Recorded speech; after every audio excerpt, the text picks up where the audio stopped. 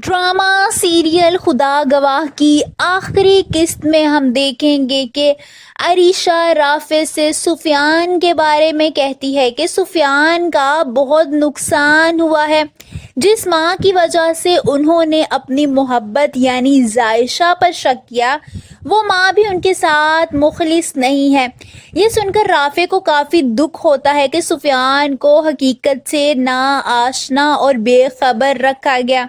वहीं हम देखेंगे कि जोहा सब कुछ छोड़ छाड़ कर अपने मेके बैठी होती है। उसे अपने ससुराल की कोई परवाह नहीं होती, यहाँ तक कि उसे सुफियान की भी कोई खबर नहीं होती।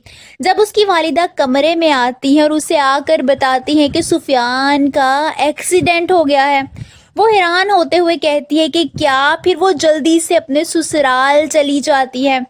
दूसरी तरफ हम देखेंगे कि जायशा और सुफियान का आमना सामना होता है।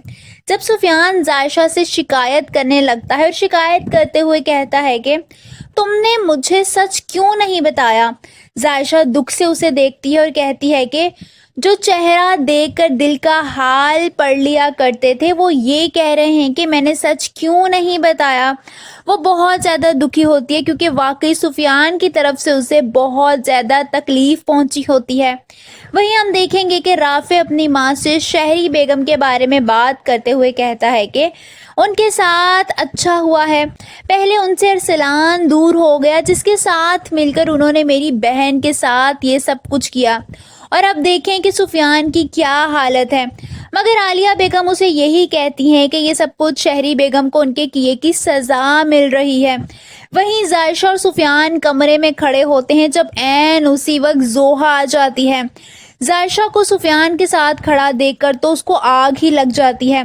वो गुस्से से जायशा का हाथ पकड़कर उसे कमरे से निकालने वाली होती है, जब सुफियान भी जोहा का हाथ गुस्से से झटकता है और कहता है कि छोड़ो इसका हाथ। उसके लहजे में बहुत ज़्यादा गुस्सा होता है। जोहा का तो मुंह ही बन जाता है कि सुफियान जायशा के सामने उसके साथ इस तरह बात कर रहा है। वो गुस्से से कमरे से बाहर निकल जाती है, जबकि जायशा एक दफ़ा फिर दुख से सुफियान को देखने लगती है। उसकी आंखों में ढेरों आंसू होते हैं। आप सबको क्या लगता है, क्या जायशा और सुफियान की मंजिल एक हो सकेगी और क्या वो जोहा को तलाक दे देगा? कमेंट्स में अपनी राय का इजहार ज़रूर कीजिए।